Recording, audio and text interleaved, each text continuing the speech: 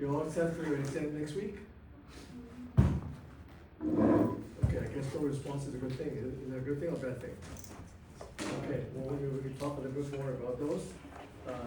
After I finish this question here, I would like to take up maybe one more passion question with you, so this way you can have a little more exposure. This is a question I'm actually taking up from the chapter. If you all take a look at problem 19.3 from the chapter, that would be great.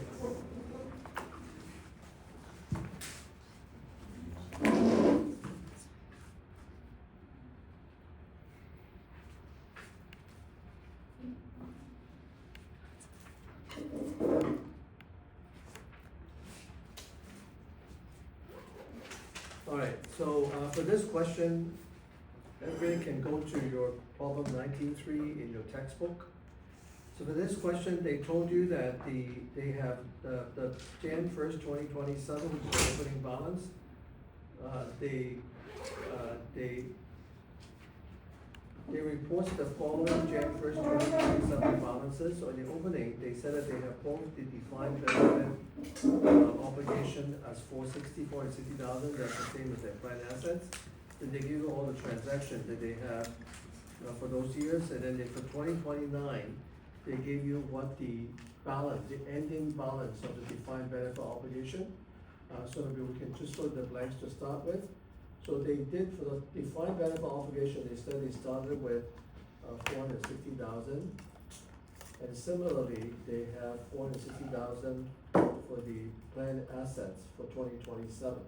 That's what they said. Then what they have given you is the current service cost. The current service cost is happening, remember, that would be adding to your defined benefit obligation. So if we take a look at the current service cost, that's added with $36,800, $43,700, and $59,800. So everybody's okay with this? So this is given to you in the question, this is given to you in the table, right, they have. Then they tell you that they give you the actual return, which I'm not going to be worried about it for now until later when I work through the experience gain or losses calculation. They said they have given you the funding of current service costs and the funding of past service costs. These are funding. Funding means that it's a contribution made by the company, so those would go against your planned assets, right? So you have two funding. One is to fund your current service costs and one is to fund your past service costs.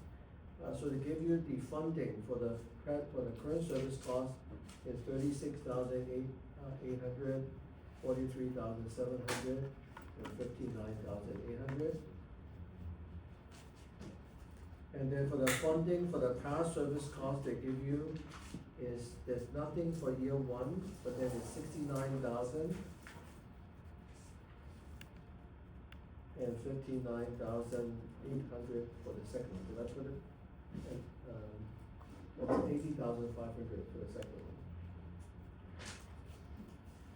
Do you understand what I'm doing? Do you follow what I'm doing here? Are you able to follow based on the question, where to pick up the information? Is everybody following the question? Do you have the question in front of you? It's from chapter 19, it's problem 19.3. These information, I just put it down here, it's all coming from the table, they gave it to you. Okay, then they have benefits paid. The benefits paid affect both sides of the equation. So then it's $32,300. That's a pay, when you pay something out of the benefits, it reduces your obligation, your planned asset at the same time. Okay, so that's the same thing here, right? Because we would be, it would be taking out from both sides, right?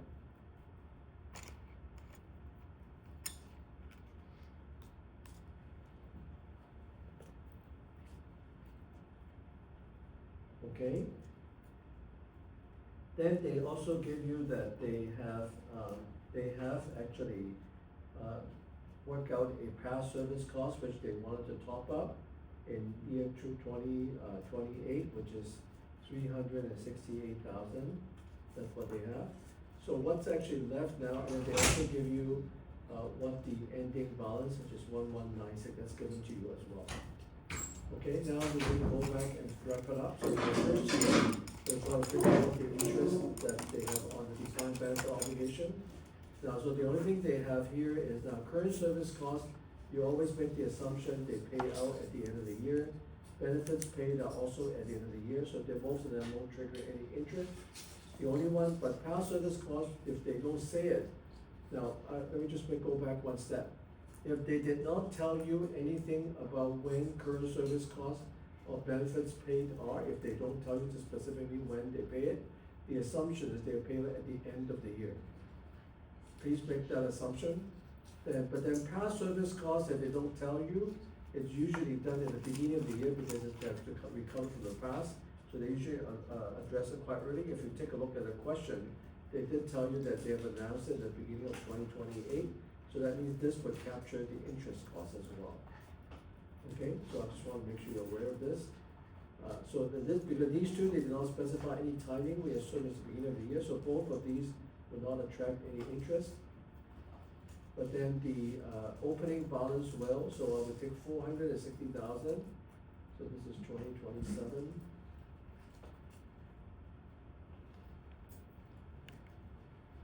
2028.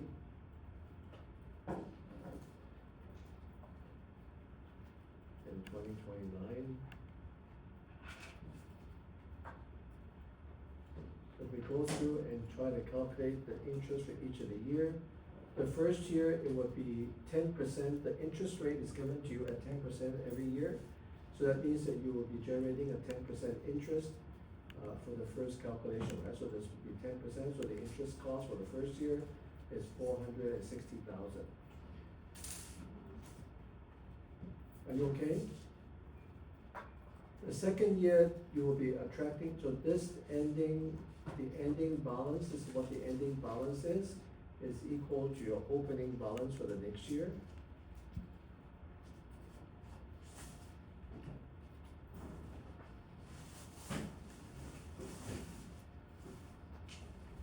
Okay, so you will be attracting interest now for both the opening balance and the past service cost. They're both from the beginning of the year, so they will attract the full year interest. So you can see that I'm taking the two together, I just multiply the whole 10%. So my interest cost is going to be 87,860. And based on that, my ending balance is 972, 410,000. It seems like I'm missing something here.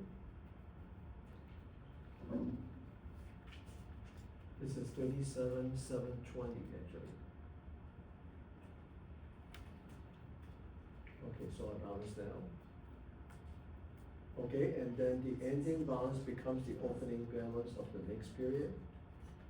And in this case here, I would be only dealing with the interest on the opening balance, right, which is 972,440 times the 10%. So my interest on the current service cost should be based on this amount, right?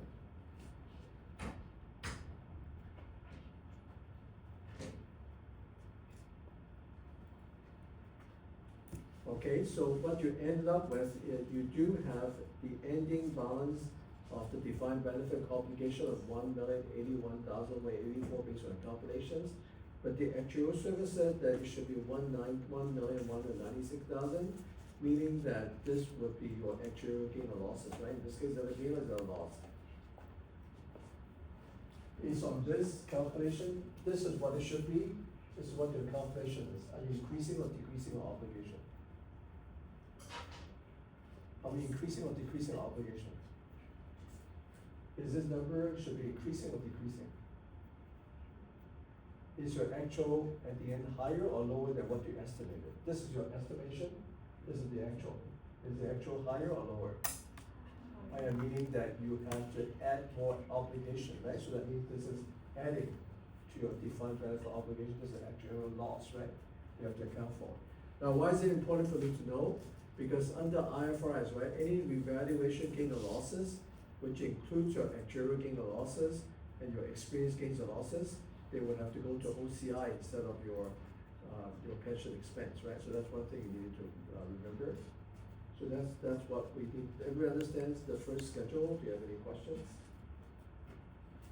If you have any question, we go to the next one here. So the only thing I need to figure out is now, I do have the expected return is based on 10%, based on the same calculation what we had before. Again, the funding, they did not, I think all the funding, they did not mention when they are getting. Again, if the funding is not specific, you make the assumption the funding is held at the end of the year. If the question, because these are the norm, right? These are the normal deadlines when they usually get paid out. If so, when the only thing that is usually paid at the beginning of the year is the power service cost. Anything else that might be incurred, if the question did not specify, you can make the assumption they are done at the end of the year. Is it okay? So please keep that in mind. And then, so that's expected return is 10%, so you take 10% of 460,000. So basically speaking, your expected return should be $46,000, right?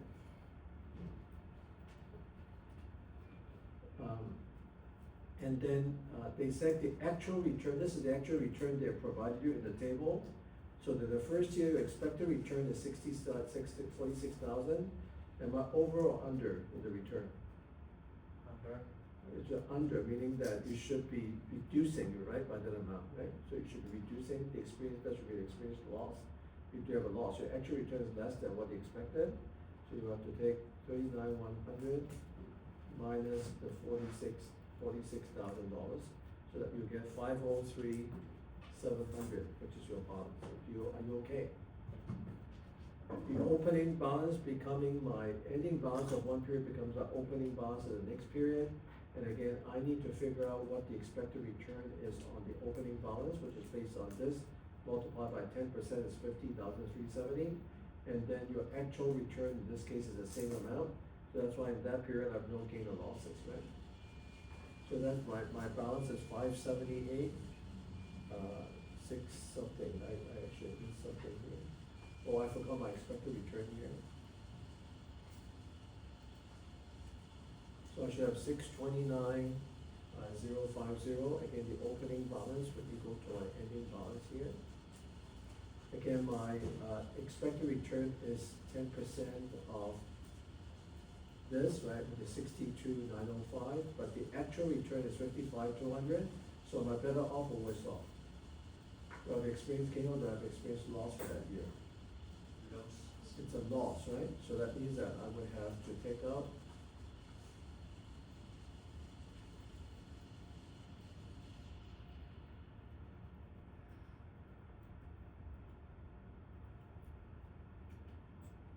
$77.05, I guess. So we ended up with $713,425. We forgot to put the. Oh, I forgot to put my expected return again. Sorry. Thank you. So I should have 768,545. Oh, this is not right. That's right.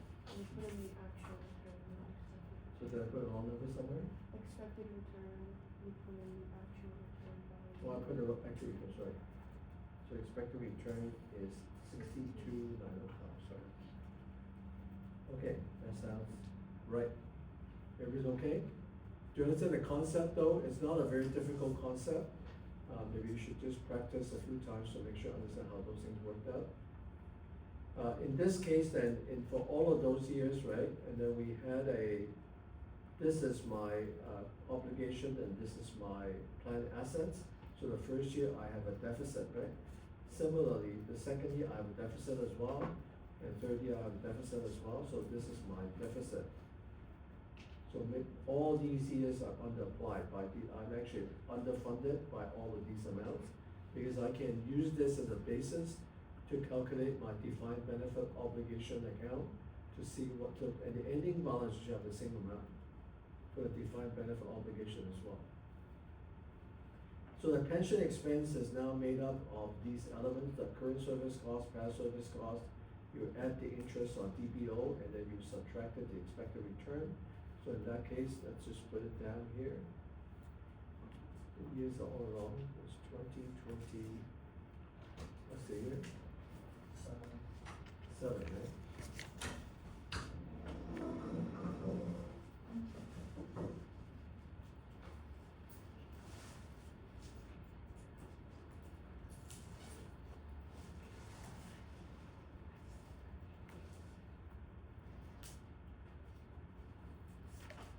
Okay, so I'm gonna put down the current service cost is something I need to expense.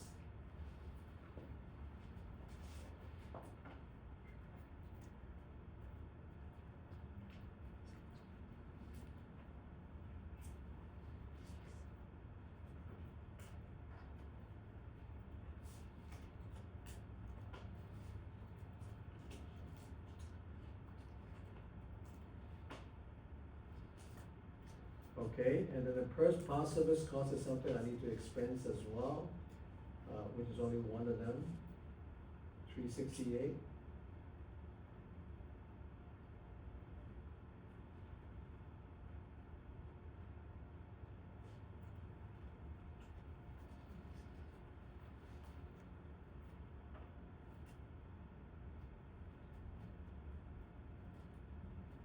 Okay, and then the interest on the DBO is an expense as well.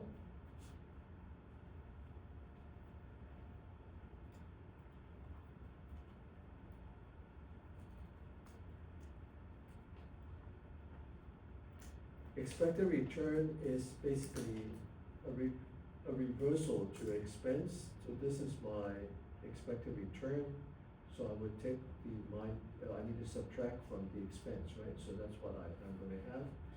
So this is my total expenses, which is, let me see here, which is $36,800, $449,190, and $94,139. Because under IFRS, these will be expensed, and the rest will go against your OCI. So in this case, let me make sure I give you the right number. Okay. Alright, so these are the experience gain or losses which you have picked up here, okay? So that's what you needed to account for.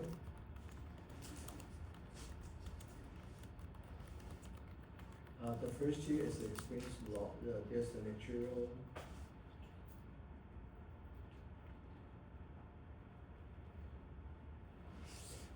There's no actuarial gain or losses in the first 2 years.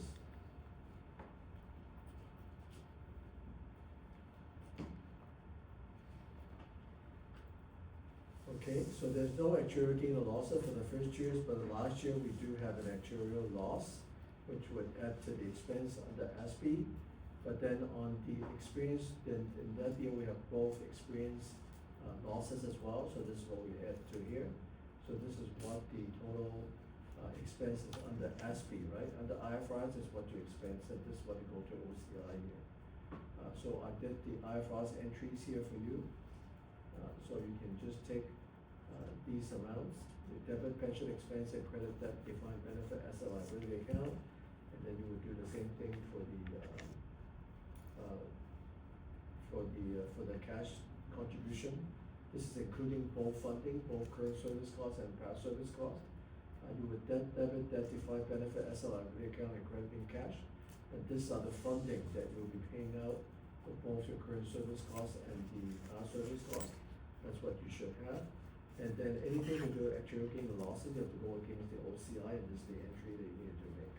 And I also give you the reconciliation here for each of those years for the defined benefit asset liability account, and then this will balance out to your over and underfunded status, right?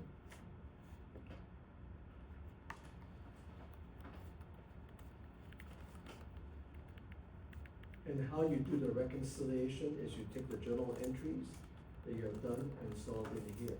That how that would affect the net defined benefit asset liability account, and this is what you get. Now these numbers are supposedly tying back to your under and overfunded status, right? As I mentioned before. Are you getting that yet? Could you go back to the expected return for the 2028? Expected return? Yeah. For 2028? Yes? Okay, now can you go back to the pension expense area? To what? Sorry? The pension expense. Did I put in the right number? No, man. Yeah, it's the right number. 5370. In that year, the expected and the actual return are the same.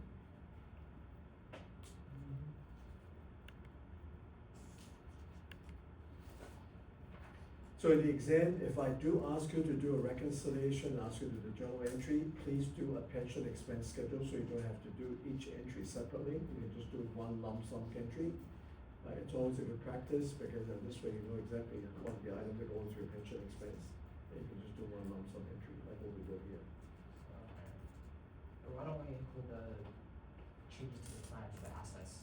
Cause you know we added the 368,000 because of the change in the. Where do you say the 8,000? The 368,000, you added that because there was a change, okay, that makes sense. You mean the past service cost? In the pension expense, you added 368,000. I'm not following your question, so what is your question? Okay, so isn't it 368,000? 36,000, this one here? Is So that- 368,000, the second, in year 2028? Yeah, 449,190. Yeah. The 368 you're talking about? Yeah. Yeah, So because added that's a that. past service cost, that's expense you need to be charging to pension, because that's what your top up is. Yeah, but on the asset side, there's also another one changes to asset, like, funding of past service costs, you don't do that, right? Which one? The funding of past service costs? Funding is like contribution, that's cash you're putting into the account, that's all. Okay. So basically, you would be, whenever you do contribution, you would debit, net defined benefit, asset liability account, you put it in cash, right? Because you're paying out cash. Also, it's not related to the expense. It's not related to the expense. Okay. Funding does not have any bearing to the expense. Funding is like contribution, right? Because those are the wordings that can be used interchangeably under the question when you do pension. Are you okay? Everybody else is okay? You would definitely be getting some questions in pension, so please make sure at least I'm not losing too many marks on the pension question, because it is in fact fairly straightforward once you understand the concept, right? Everybody's okay? Alright, so very quickly, I just want to talk about the midterm exam for next week. The exam will be held in person. I think I'm putting you writing in two different rooms, IC 300 and 302, which is just next door to each other. A to L go to IC 300 and M to exec go to IC 302. Please remember to bring a computer and an extension cord if you wanted to charge. IC 300 and 302 does not have a lot of plugs, right? So you make sure that if you do need to plug in your computer, make sure you come in a little bit early to make sure you find a spot that has a plug next to you. That's why I asked you to bring an extension cord in the event you might be able to share the plug with somebody else, right? If they're sitting in a different facility. Is it okay? And then take a look at it anyway. Maybe you can go up and take a look at the space just to make sure that to what extent the extension cord you might need. That's one thing. You'll be writing everything in Word and Excel. I'm recommending that, actually I would be imposing that you do all your problem questions in Excel, because it's a little easier. Most of them will have calculations, right? Schedule and so on. So there's no multiple choice, there's only two problem and a case. So the two problem, I actually impose that you must do it in Excel. Is that okay? For the case question, you can do it in Word and possibly in Excel. Please do not copy and paste everything Excel to Word. If you do have a schedule you're going to use for your cases, right? If there's some calculation you want to do a schedule, it's okay, put it in Excel, but then make a reference to it in the Word document that the schedule is in Excel, right? Exhibit, whatever, so the market can make a reference to it. Is that okay? All right. So you will need the Word in Excel. So what I will ask you to do when you come in is to open up a Word document, an Excel document, and you can get going, right? It's a closed book exam, so you don't have access to your handbook or anything of that nature. So you might need to understand the accounting concept well, so you can paraphrase the handbook section when you are actually, I still need you to paraphrase it, so that you can actually explain, just like the way you're writing a case. And as I mentioned to you, you would have to start with the key accounting principle, and then you have to use the case facts to identify why is that an issue, and then what are the implications of the issue, and then you go and then make recommendation based on what you're paraphrasing in the standard. Is that okay? Even though you are not able to just take a look at the handbook. Okay, so that's one thing I would like you to do. Anyway, so there's two questions and two problem and one case that you need to work on. The exam, I would like to start right at 1 o'clock, so please come right on time, maybe at least 5. If I don't know if there's anybody in that room, but at the minimum, be there if you can, maybe 5 minutes early, just in case when you get early, you can set up early. Because I wanna give you the full 2 hours to work on the exam, it's a 2-hour exam, right? Is that okay? Timing is gonna be very tight, you don't really have a lot of time to think a lot. So maybe, then you basically sit down and just work through the questions, right? That's what I always recommend students to do. Is that okay? Final exam is a bit better because then at least you have 3 hours but then you have multiple choice, right, in the final exam. Is everyone okay with this? Now, so the coverage we have talked about many topics in chapter 13. Just very quickly, I won't go through all the concept with you again because it will take me forever. You probably won't be able to go home if I go through every single concept with you again, but I just want to list out some of the key topics you need to understand in chapter 13. We talk about current liabilities, right? So you have to understand what current liabilities are. We did talk a little bit about the notes payable and interest bearing, non-interest bearing type of notes payable. We did talk about the line of credit. We did talk about, whenever you have a demand loan, what those case scenarios are. The topics that you cover, things like accounts payable. Now, we did talk a lot about compensated absences. I do expect you to know how you would need to accrue things like, not just the EPP, CPP, EI, those kind of things, but you also need to understand how to accrue for compensated absences like vacation pay, as an example, and things of that nature. So I think in your assignment, there's one issue, right, regarding compensated absences, so you can take a look at it. Those are very practical issues you'll be faced with when you go into real life. So those are the things you, at the minimum, you should know. Anyway, so for that topic, I think I went through a lot of things about very generic accounts payable type, like trades payable, those kind of things, and earned revenue. But the specific topics we covered in that chapter include things like compensated absences. That's one. We did talk about asset retirement obligation. That's again a very critical topic. And then we also talk about loyalty program, warranty program. We also talk about the onerous contract, right? And we also discuss about the contingencies. You should be expecting to know all of these things, right, really well and understand what the implication. For this chapter, you have to know both IFRS and ASPE as well, right? Now remember, one other thing we did talk about in this chapter is if you do have a loan that's becoming due, you would still need to classify them as short-term, but then there are different rules between IFRS and ASPE when you can actually change the classification to long-term, right? As an example, make sure you understand those rules, what those things are. But clearly, you need to understand definition of what current liabilities are and things of that nature. In chapter 14, we actually focus on only 2 key things. In chapter 14, we only talk about bonds. You need to know bonds that are actually issued that the issuance date is tied into your interest payment dates. That's the easy thing which you're going to be able to do as well. But then you also need to understand what are the financial implications if the bonds are issued between interest payment dates, right? It's becoming a little bit tricky. So I went through the example with you.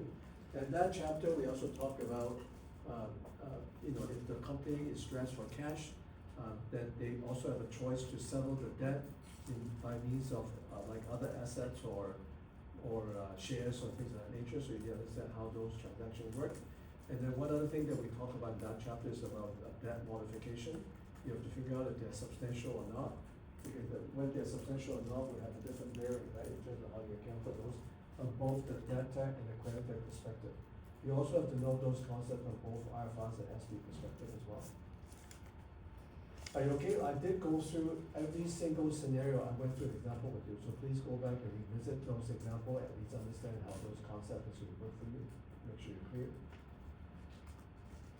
Then we go through leasing. There's so many things that we talk about leasing. We talk about definitely we're only focusing on IFRS, so you'll only be tested under IFRS for the midterm exam. You will need to know the lessee and the lessor side of the leasing. And remember, lessee side is more straightforward. Because from the lessee side perspective, every lease is treated as a finance lease, unless they're low value or short term. You need to understand what those things mean. And then you have to talk about from lessee's perspective. Now, lessee's perspective, you account the leases from the very beginning at the inception.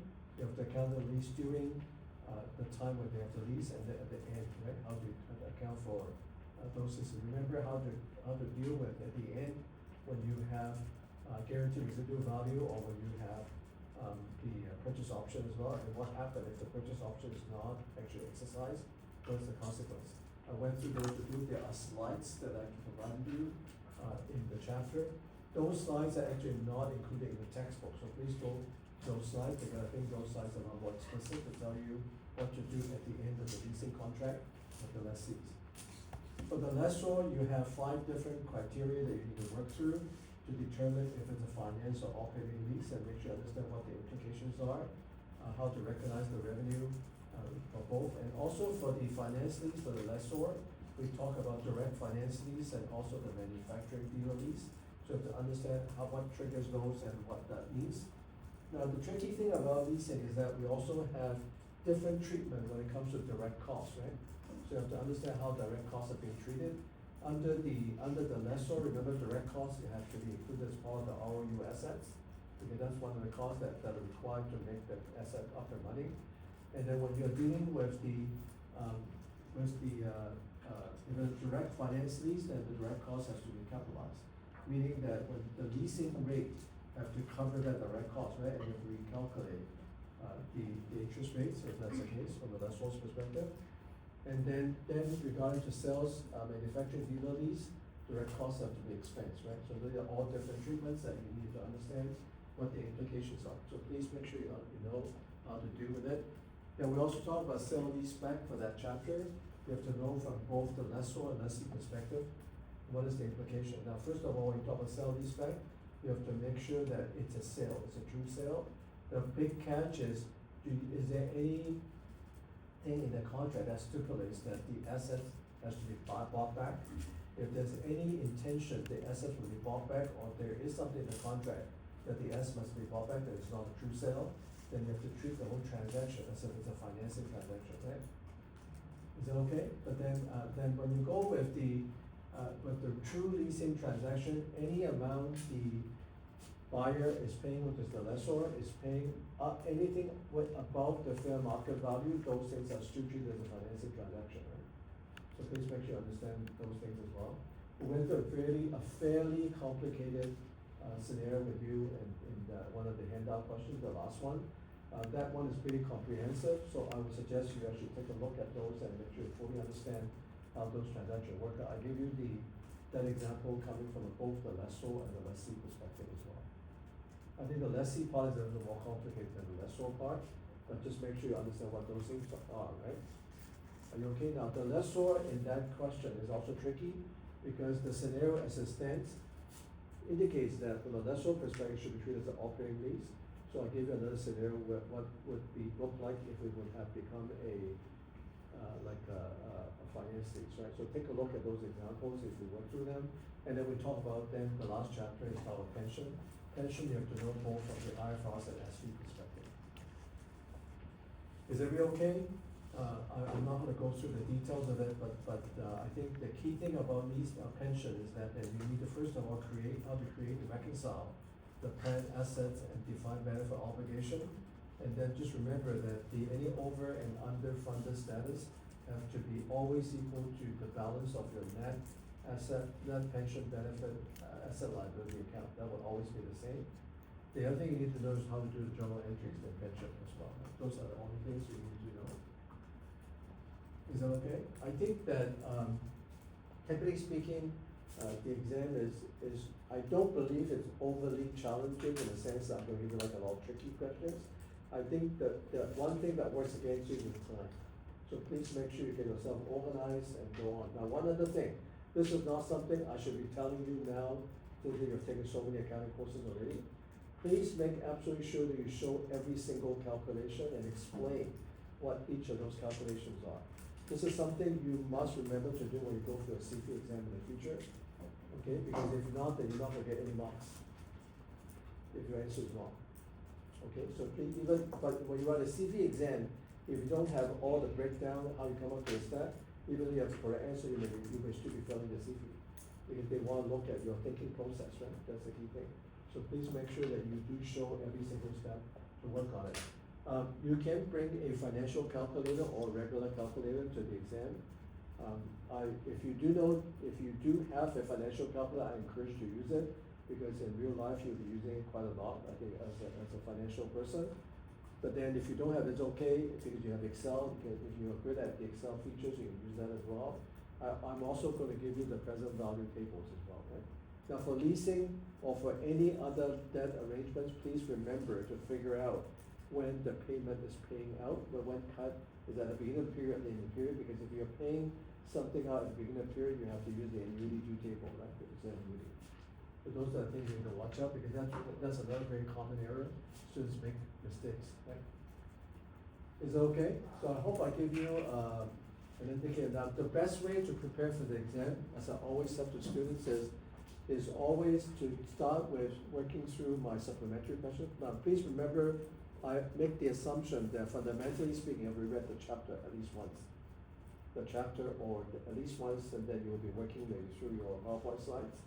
The PowerPoint slide is the PowerPoint slides we have in Wiley is very comprehensive, but they can still have some missing details. So I'd recommend that you read the chapter once, just to capture everything that you think is not there in the PowerPoint slides. Then use the PowerPoint slides as your study tools. Now, don't forget that CO1 and CO2 and eventually P50 are your fundamentals for your CV preparation, for your technical stuff that you need to know for your financial reporting. If you're making notes, then I would suggest to keep those notes. Definitely standards can get updated, that you can just insert and change the area where the standards get updated, but at least you have a foundation you can work with, rather than starting at the time when you start with CV. So this might be a good time for you to do this. I'll leave it up to you to decide what you want to do, because you might not have a lot of time. But just do make sure that you understand the concept well. But do a lot of, start with all my supplementary questions, make sure you fully understand, I emphasize the word understand, how those calculations are being done, and then you should then spend more time in picking up one or two other questions from Wiley, just to practice. But one other thing I'm just cautioning you, don't over practice, because I find sometimes students come and tell me, they said they've practiced so many questions. You know what the problem is? When you over practice, right, you get lost as well. Equally bad. So I think that you should, okay? I don't mean I'm asking not to practice, but you don't have to force yourself by practicing 50 questions or 60 questions necessarily. It doesn't help. But I suggest you just work through the supplementary questions, pick up the areas where you think you're weak, then pick up a few questions in the textbook and then practice those ones more. Then the rest may pick up another one just to reinforce the concept of understanding. But just you don't have to go through every single question in the textbook, is impossible, right? Okay, so but I do post a lot of solutions for you, so you should be able to utilize those solutions for the question as well. Is everybody okay with the exam? Do you have any questions you want to ask me? Now, traditionally, I don't know why, I don't want to scare you either, but traditionally, majority of the time students did not do very well in the midterm exam. I don't know why, maybe time management or whatever, they do tremendously better. I meant it tremendously better in the final exam. Again, I don't know why. There's no logic I can follow. Okay. But anyway, but I honestly think that you can make it through, so just try to back at it. But make sure the key thing is understand. Many students actually come to talk to me about after the exam. They said they've done the question so many times they can even memorize everything they can. But that's the issue, right? Because you memorize the answer. You did not understand the answer, you memorize the answer. You need to make sure you understand the answer. That's the key thing. So please do not memorize your answer. Because I can guarantee that I won't give you an identical question in the exam. Similar question, but not identical. Is that okay? So if I change something or make it a little bit tricky in one area, if you know the concept, you should be able to manage, right? But then if you memorize the answer, you won't be able to manage any tricky questions.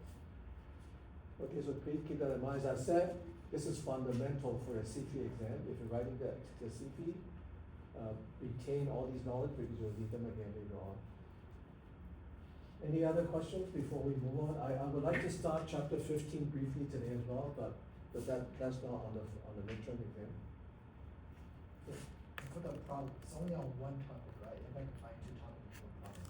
I can give you a problem that can combine many different concepts together. And that could be one of the issues, I guess. Well, it's possible, right? Because then your dealing liabilities can be combined in chapter 13 and 14 together, right? Okay, that's not bad. Yeah. But don't forget, everything you have been covered so far is all to do with liabilities. Everything. Leasing is liability, right? And then when you look at pension, it's liability as well. It's all liabilities. So that's why potentially I can integrate all of those concepts together. I'm not gonna give you like a humongous question that you need to answer, but I'm just saying to you that potentially the integration is something that's there, and also you should get used to integration, because in a CZ exam, it's not integrating everything we cover in this course, it's integrating everything we learn out of the school, right? And also, you're not integrating just those, you're also integrating your assurance knowledge, your tax knowledge, and your management accounting concept as well, all into one scenario. That's what you face with in real life, so think about it, right? Anyway, I'm pretty sure you'll be okay, so, I don't wanna scare you again too, but I think if you study hard, you should be able to get through this exam, okay, I don't see any major problem. Okay, for your cases, I hope that, I would have been, I would be able to, and I'm pretty sure we'll be able to hand you back the cases before the exam, so at least you can take a look at the thing, what you can do to help out. Would it be helpful if I asked the TA to spare like an hour in case of like a drop-in hour, if you have any question about a case, we wanna talk to him? I mean, you can talk to me as well, but I'm just thinking, because he's marking the case, right, so he might be in a better position to provide you with some support.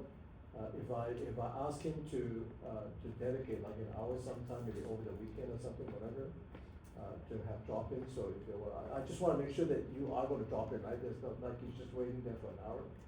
Would that be value added, or you don't think it's necessary? You have the feedback guide anyway, you have the feedback guide from the marker, so you should be able to know what goes wrong. Why don't we leave it for now then, I guess, then if you have any questions, then just send to me, and then I can, if needs, I will direct to the marker to, we'll get back to you then, I think that might be easy. One more thing before I get going with chapter 15 briefly is that we do have tutorials set up. I think that there's a lot of confusion earlier about the tutorials, but we do have everything set up. Unfortunately, there's only one student showing up last week. It's all virtual as well, right? So again, as I mentioned, these are all for your benefits, for your resources. Definitely, we would like to see more people going. But the first tutorial, we recorded it, and it's actually posted already, so take a look at that if you need to. But I encourage you to go to the tutorials, because then, one thing is that you have a one-on-one with the TA, and the other thing is that then you also, it's another refresher of your concept. Okay, any questions before we move on? Are you okay?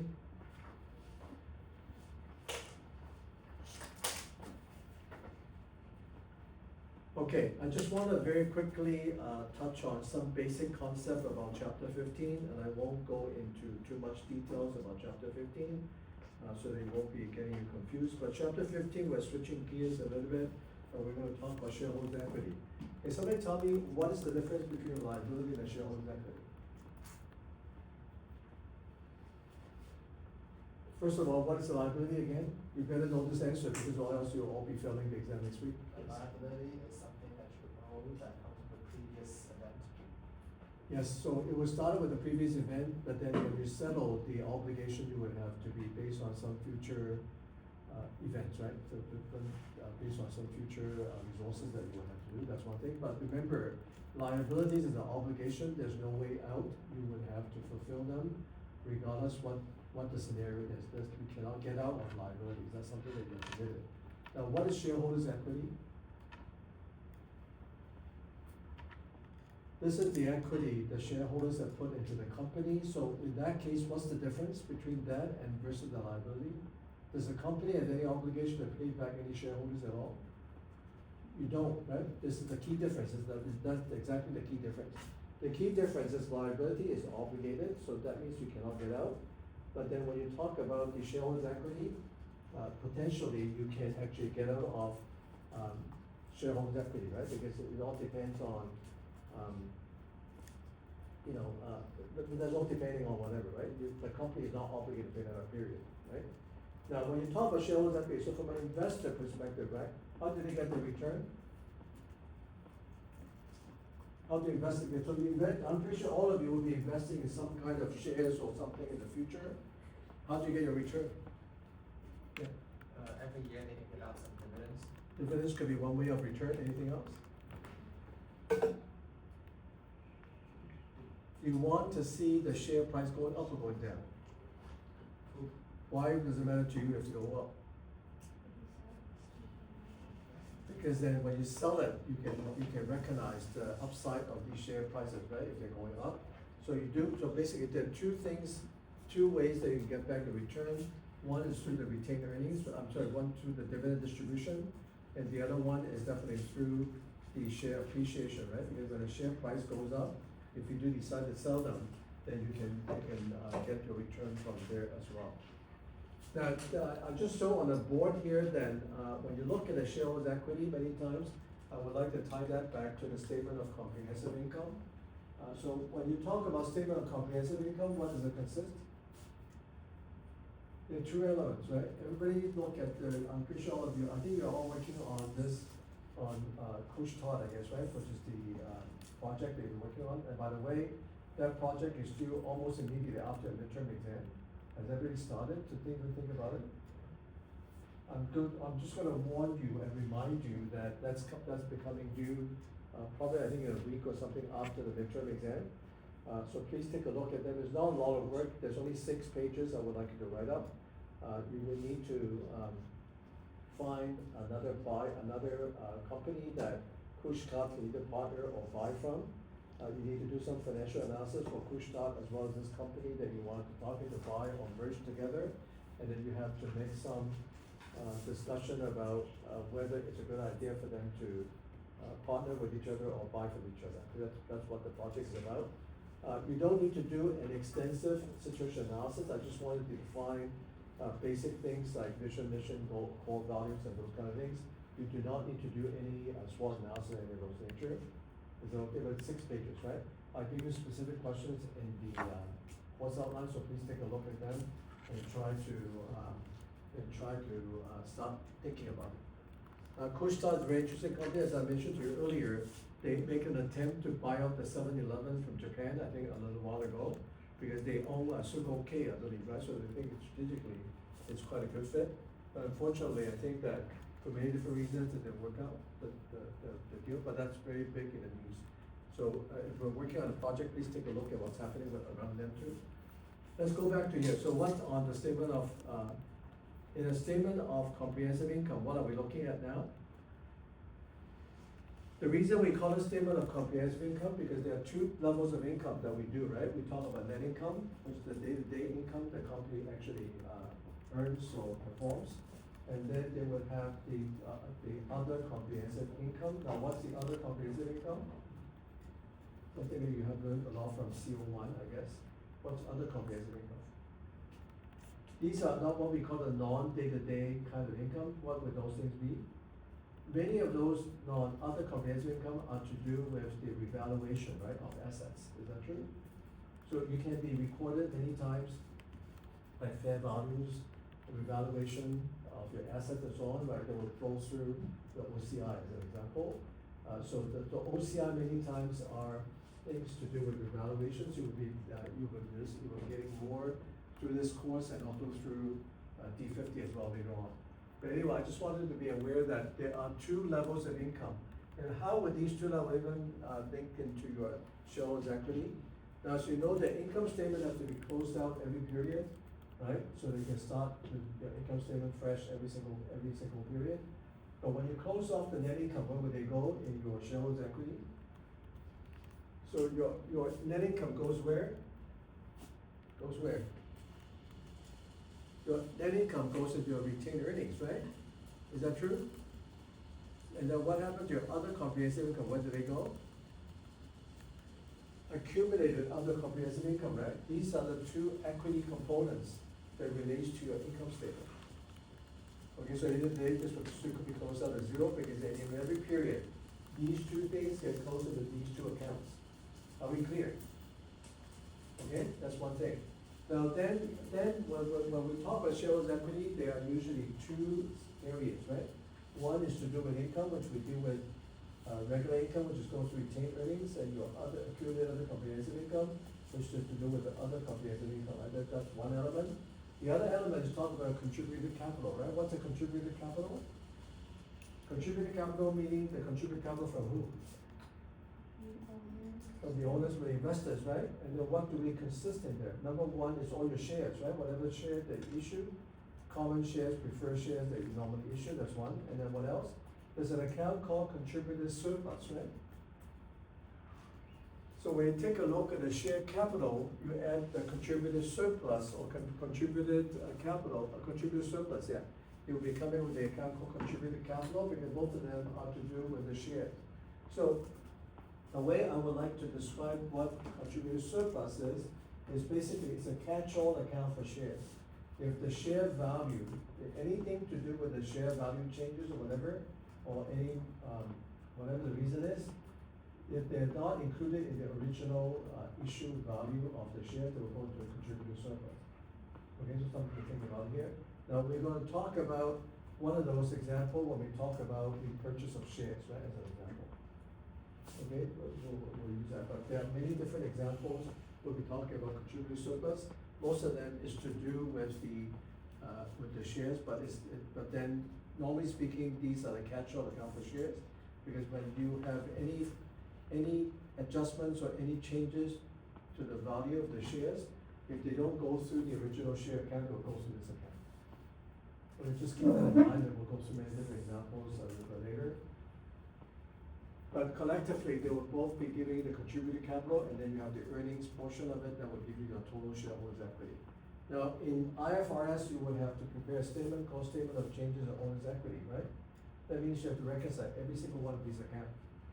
I highly encourage you to take a look at the financial statements under Kushtar and see how they do that reconciliation, the statement of changes in the shareholders' equity section, to see how they actually do that. I'm expecting that all of you should be able to prepare a statement of changes in owner's equity at the end of this course, right? But basically speaking, I just reconcile all these four accounts, right? Technically speaking, everything just go through these four accounts. Everything's okay? Now, for every company, in order for them to be incorporated, what do they have to do? How does a company incorporate a business? Is there something they need to file?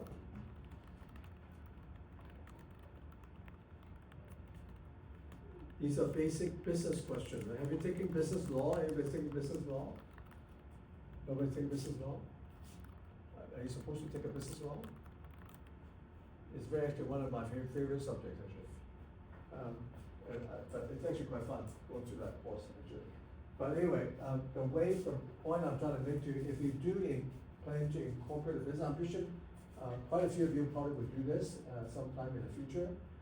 You need to file the articles of incorporation, right? And then what is the file of incorporation? What does the article of incorporation consist of? What are the things that will be included in the articles of incorporation? Once you file this, then you own a corporation, right? Yes?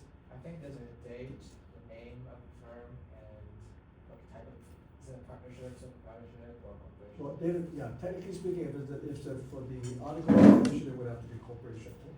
So they would have to be corporation as such, yeah. And say how many shares are at this one time, what value, and how much each person has. That's right. So basically speaking, just to elaborate on what you're saying, which is all true. For the articles of incorporation, the one thing you need to describe is what kind of business you want to be in. I think that's one thing. Definitely they would identify the owners and things of that nature. So more importantly, they talk about the type of shares the company is authorized to issue. Okay, remember when we talk about the shares, there are different terminologies, right? We talk about shares that can be authorized, shares that can be issued, and shares that can be outstanding. What's the difference? Let's talk about some of these terminologies. When we talk about shares that are actually authorized,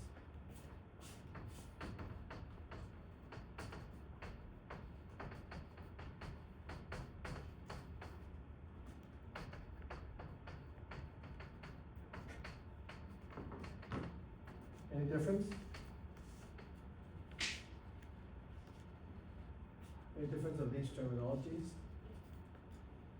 Authorized means that how many shares you are allowed to issue. So in the articles of incorporation, they usually tell you the type of shares and how many shares you are authorized to issue, right? What do you think is the most common denominator for that amount, for the odd number of shares you can authorize to issue? Anybody can think of one? What's the more common number of shares that, yeah? Usually a million or something really large. Something really large, okay. Any other thoughts? Something ends with 0. And something end with zero, something has to end with zero, I guess. Any other thought? In order for you not to be going back and forth and keep on changing your articles of incorporation, what the very common amount is unlimited. You will put down the number of shares that can be authorized to issue unlimited. And this way, you can authorize, you can just issue as many shares as you want, right, in that case. But definitely, this is not for private companies, right? When you talk about publicly traded companies, they go to IPO and it's a different story altogether. Now, what is the issued and outstanding mean? Issued that usually means that they're issued by the company, and outstanding means that they're in the hands of the shareholder. In most cases, should it be the same? The number of shares issued by the company, should that be the same as the number of shares that are outstanding with the shareholder? Technically speaking, they should be, right? But there are some exclusions to this, because there are some scenarios where this will not be equal, which I will talk to a little bit later. But then I just want to make sure you're aware that in most cases, you will see in the description, when you look at a shareholder, maybe eventually when you look at Couche-Tard, and you take a look at how it's described in the financial statement, it will most of it will say issued and outstanding together. Number of shares, how many issued and outstanding, because they were usually the same, right? Okay, everybody's okay with those terminologies? Now, typically speaking, how many different type of shares can we issue? There's only two, which is common and preferred, right? Can somebody just tell me quickly about what common shares are? If I go to buy shares for Apple, Microsoft, any of these companies, what would be buying? What would buy, common or preferred? Common shares, right? That's really what we're buying. Now, what are the privileges of a common shareholder? Why do you want to become a common shareholder? Yes. Dividends one, but is that mandatory? Dividend distribution is never mandatory, but definitely they can be entitled to dividends, right? But they don't have a preferred status either, right? So that's one thing that you need to think about it. But they are entitled to dividends if the company decides to declare one. Anything else? What do you think of some of the very attractive features? Yes. Voting rights is very important, because many times when you talk about control, then the key idea about control is voting rights, right? How much right you can vote to determine the direction of the company. So that voting rights can be important. Anything else? Typically speaking, common shareholders would get the residual interest of the company. What does that mean? So if the companies go bankrupt, then what happens? The company assets get sold, right? Who gets the money? Definitely, after they settle with all the creditors, right, then any money that's left, that should go to the shareholders. Okay, that's why they would get the residual interest of the company. That's provided that all the creditors, all the debtors have been paid for, right? That's one thing. Everybody okay with this? Now let's go through one of these preferred shares. We have what we call redeemable, retractable, cumulative, participating, and convertible. What are all the differences? Now, redeemable basically means that at the option of the company, of the issuer, right, you can redeem the shares at any time you want. So when you issue common shares, you can redeem it at any time you want. Okay, so that's one thing. Now remember, in this particular case, the control is still with the issuer. So that's why from the issuer's perspective, they don't have any obligation or anything else to pay out or anything, whatever they do. But this is still truly a equity instrument because of the fact that it's at the option of the issuer. They can buy back, but when you have this option, then you can buy back shares, right, as an example. Are you okay? Do you understand the concept? Now, retractable means that the shareholder can, if you have those features as part of that preferred shareholders, they would be able to, at some point in time, they could actually come to the company to force the company to buy them back, because contractually, that's what they have committed. Now, in that case, what are we implying? If the shareholders can come back to you and force you to buy back the shares, what are we implying? This is now an obligation now, isn't it? If it's an obligation, let's do an equity instrument, you will have to reclassify it as a liability if you have retractable preferred shares, and that could be something that could become tricky. Now, IFRS and SP is slightly different in this context, so, but generally speaking, I think I'm just giving you the general context here. What's cumulative preferred shares? Actually, I should go back, all the way back. We haven't even talked about what preferred shares are, I talked about all these different features, right? So what's preferred shares? Common shares are shares that are held by commonly everybody, right? Whoever that goes, so if I need to go buy shares, I'm the common shareholder, right? We also call it the ordinary shares in some cases. Preferred shares are usually targeted shareholders the company wanted to target for them to become shareholders. Now, one of the interests about the preferred shareholders is usually, what is the thing, one thing that will attract preferred shareholders to apply to a company? What is the preference they're gonna have over common shareholders? Dividend distribution, right? So many times they do have preference over the common shareholders for the dividend. Now remember, dividend distribution is never mandatory for the company. So preferred shareholders is not obligated that they'll be getting the dividend, only if the company declares them, that's true. But definitely they have a preference. When the dividend is declared, they will get paid first, right? That's one thing. Any other interesting thing about preferred shareholders? No voting rights? Most of the time they don't, on the odd cases they might, but most of the time, yes, you're right, they don't. So that means what, that implies what? Preferred shareholders is not really there necessarily for the long term, because common shareholders, because of voting rights and all the other things, they might want to stay with the company for a longer time. But preferred shareholders, usually they just wanna get the return, right? Because the key thing they're looking for is the dividends.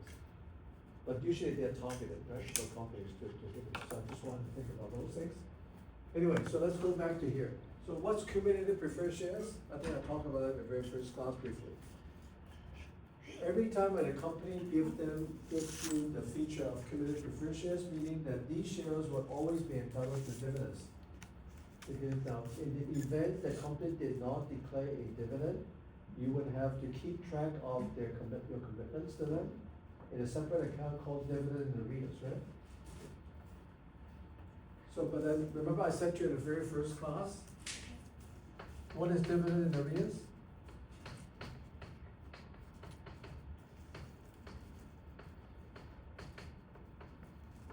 This is just to keep track of any dividend entitlements that these shareholders actually are entitled to get. Now, so what does that mean? So in a year that the company has not declared any dividend, you would have to keep track of their entitlement in this account. But this account is not a liability, why? Because dividend distribution is never a liability, it's not never an obligation of the company to pay out, only if the company declares them. After they declare them, then that's an obligation, right? But so dividend arrears is basically just a mechanism to keep track of the entitlements, but they're not a liability account. And they don't even show up in your financial statements. But what is the beauty about this? So in the event the company is declaring a dividend, the dividend arrears need to pay out first. That's even in preference to all the other preferred shareholders as well. Okay, so because preferred shareholders preference over common shareholders, but if you do have anything in dividend arrears, those have to be paid out first before we even reach to tap on the other preferred shareholders who does not have the cumulative feature, right, as an example. You okay? So the first ranking is the dividend arrears, then followed by the preferred shareholders, then followed by the common shareholders. That's kind of the ranking you need to follow. So cumulative preferred shares basically means that these shareholders are entitled to the dividends, and then in the event that they're not paid out, there will be the number of dividends, the amount of dividends they're entitled to would be tracked, so that in the event that you're gonna pay out dividends, they need to pay them off first, right? Now remember, preferred shareholder, the dividend is prearranged, right? So you actually know in advance what the dividend entitlements are. If you take a look at the description about preferred shares, many times they would give you a description about the dividend entitlement in the description. So take a look at maybe some of the accounts that you'll be evaluating. Now what's participating? Participating redeemed shares basically saying that these preferred shareholders can participate with the common shareholders to share the upside of dividend distribution. So what does that mean? That means that if the company declared a large pool of dividends, okay, after they paid out the normal share that goes to preferred shareholders and a common shareholder, they still have money left behind, this excess dividends. Normally, who would get this excess dividends? Forget about this participatory feature for now. Who would normally get those excess dividends? Who owns the company? Common shareholders or preferred shareholders? Common shareholders owns the company, right? So that means that common shareholders, in theory, should get the excess dividend, right, that are being, declared. However, if the preferred shareholders has the participating, feature, that means that the preferred shareholders will now share with the common shareholders to divide that upside. You follow? Are you okay? That's one thing I would like you to know. What's convertible preferred shares? Convertible preferred shares meaning that at some point in time, the preferred shareholders can convert their shares into common shares, right? That's what we call convertible preferred shares. We're gonna touch on actually, some of these things, like convertible, shares, those kind of things in chapter 16, when we talk about complex instruments. Okay? Everybody's okay with these definitions? So these are the 5 different features that you would need to know. Anytime in cases, I'm gonna be giving you some of these, scenarios, and you would have to figure out what it is. I think in IC 14.1, there is one issue that's to do with redeemable, retractable shares. Maybe after the exam, we'll come back and I'll talk to you about that issue as well, to see how do you account for those from an accounting perspective. Just very quickly, I just wanted to go through and talk to you about a very basic journal entry. Now remember that common shares, when they're issued, right, what is journal entry? This is something that every one of you should know here very well, right? You should debit the cash and credit the common shares, right? Because when you're issuing shares as a way of financing, so you'll be getting cash instead, right? Now remember, the one thing I just want to mention to you is that you could also sell shares by, like in a subscription basis, meaning that the shareholders can actually pay you by installment. They don't have the money, they can actually pay you by installment. Sometimes this may happen, right? But if this is happening, then you have to understand what are the implications here. So let's take an example here. So the shares are issued on a subscription basis. The company issued 5,000 common shares at $20 a share. 50% is paid immediately and the other 50% is paid 1 month later. Are we clear about the assumption? So they issued 5,000 common shares at $20 per share, but they only received half the amount now and the other half the amount they will be receiving later. So what is my journal entry? I would debit cash for 50,000 because that's all the cash I received, only 50% of it. The other 50% I go into account called subscription receivable. And then I would credit common shares subscribed. Now these are the 2 new accounts that you have learned here. One is called subscription receivable and the other one is called common shares subscribed. Why do I put the account called common shares subscribed? A common shares subscribed is still an equity account, but they're not true common shares, right? The reason for that is you wanna carve out the equity portion, because in the future, when they get paid, all the shares get paid up, we would then have to issue the common shares. So common shares subscribed is not quite common shares yet, but they're still in the equity account. You follow? Now, yeah. So even if they pay for half of it, we don't give them anything. You don't give them anything. Yeah. Now, the other thing is that the other thing I wanted to know is that the common share subscribed has 2 ways of accounting for it. I just want to make sure that you understand both ways. The one way to account for it is treat just like a normal receivable, like what we're treating it here. The other ways to talk about it is many times when we're doing it, this will be offsetting the subscription they will be offsetting the subscription receivable offsetting the common shares subscribed. What's the logic? Now, this is an equity account, right? But I'm saying to you is that maybe we can take the subscription receivable and offset against the common shares subscribed. When you offset it, how many common shares do we have then? When I offset it, how many common shares do I have left? Not dollar-wise. 50,000, right? And 50,000 is equating to how much they actually paid. So one of the argument is that then you don't want to overstate your equity exposure. So maybe one of the ways that you should do it is to offset the subscription receivable against the common shares subscribed, so the equity is reflecting what has been paid. That's the concept behind it, but generally speaking, you can still treat a subscription receivable as a normal receivable.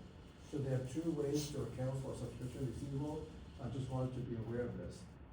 Okay, so this is the journal entry that we have, right? Now, the issue comes this. What happened? for the other 50% you're supposed to receive. Now, there are many different scenarios that could happen. The one thing is that you pay the other 50%. If you pay the other 50%, that's easy. You would debit cash for 50,000, and then you'll be crediting the subscription receivable of 50,000, right? And then you'll be debiting common shares subscribed and crediting common shares for 100,000. You receive all the money, you get rid of the receivables, you get rid of the common shares subscribed, and it will just issue the common shares. Does this entry make sense to you? Is it logical? But the tricky thing is what happened if the shareholder defaulted on the other 50%? Then the question is, there are three different ways you can account for those. The first one is you keep the money and then cancel the transaction. Okay, take the first one, sorry. The first option is you issue only the shares that are paid. So that means that you cancel the transaction. So what happened? I would debit the common shares subscribed because that's what's due outstanding. I would be only issuing the common shares for the 50,000 they paid, and then I would cancel the subscription receivable by reversing that entry as well. This is the simplest, the cleanest. Nobody, everybody's happy, everybody, the shareholders get what they want based on how much they paid, right? So that's one thing, that would be one way that you can do. The other way that you can do is the second one, you keep the money collected and cancel the transaction. Because many times you defaulted on the payment, you can actually keep the money and then you figure that they actually automatically default on their own. That's great, the company may have the right to keep the money in that regard. If this is the case, you would do the same thing. You would debit the common shares subscribed, you'll be crediting the subscription receivable, but then the third one, you put into contributor surplus, because that money you've collected that you're keeping is to do with equity. So that's why we put it to contributor surplus account. You okay? Everybody's okay with this? The third scenario is that you will return the initial payment and cancel the transaction, because you basically just said that nothing happened, I just want to return, which is not likely this is gonna happen. But if that does happen, you would debit common shares subscribed, and then you'll be crediting subscription receivable and crediting cash. You just cancel the whole transaction, that's it. Okay, and now remember, share issue costs, usually you can elect to deduct it from the share capital account, or you can offset it directly to retained earnings. Okay, that's something I would like you to know. I think I'm gonna stop here. I don't wanna jam you up with too many things. Next week, when we come back after the exam, I would like to talk to you about the purchase of shares, which you have discussed that in BO2. But then the more complicated, then we're gonna talk about share issuance like stock dividend and cash dividend outstanding, which you're all learning from the BO2 as well. So this chapter is a quick revisit about everything you've learned in BO2. But then the chapter 16 is gonna be quite complex. So that's something we're gonna talk about hopefully in the next couple of weeks. Is everybody okay? Do you have any questions before we take off? Is that okay? If not, then I'll see you guys next week. Good luck on the exam. If you have any questions, please don't hesitate to reach out to me. Or send me an email or something, whatever, right? Okay? Have fun and should try to enjoy a bit of the reading. I mean, we have so many exams coming up, so have fun, everyone.